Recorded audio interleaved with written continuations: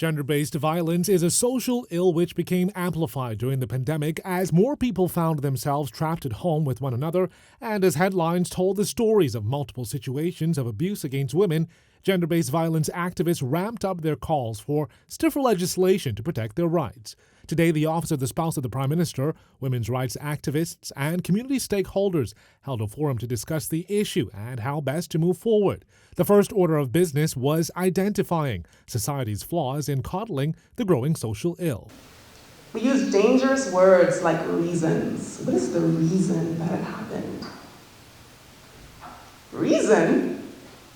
Is there a reason for violence? Maybe excuses. Even the word cause is a little dicey, but it all comes back to gender and the way that I want you to behave and the way that I was taught that you're supposed to behave and that you're not behaving. And that's leading me to behave in this way that results in harm against you.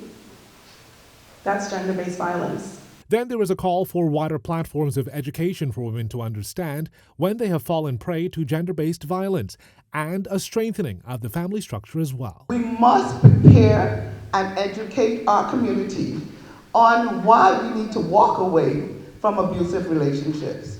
In the schools, at the primary school level, we see violence being exhibited towards each other. We see it in the junior high school. We see it in the high schools. We have programs in place in these institutions.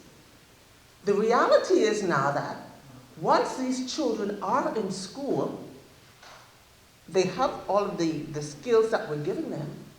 They now have to go back to their environment.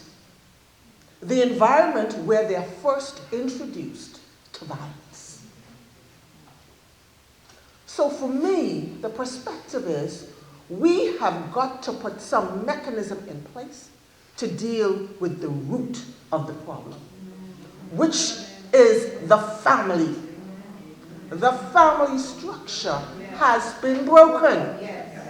There's no way of getting around it.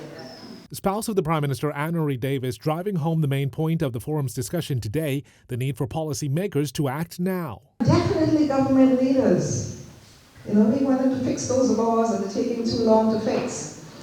So, we must also push for policy changes. All of us, let's suggest them all. We must also continue to push for policy changes. The Davis administration has noted that it intends to support calls for women's rights and equality. $500,000 was also budgeted for the construction of a women's safe house at some point during its current term in office. Theo Seeley, Eyewitness News.